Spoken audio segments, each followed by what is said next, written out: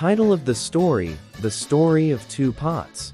Once, there were two pots, one made of clay, and the other of brass.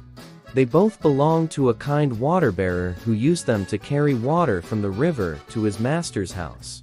One day, while they were on their way, the brass pot boasted, "I am strong and shiny, and I never break. You, on the other hand, are weak and fragile." The clay pot replied humbly, "We both serve the same purpose. It doesn't matter how we look, or what we're made of. What matters is that we do our best." As they were crossing the river, the brass pot slipped and fell into the water, sinking to the bottom.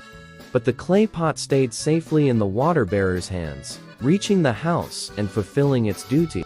Moral: never underestimate others. True strength lies in serving with humility.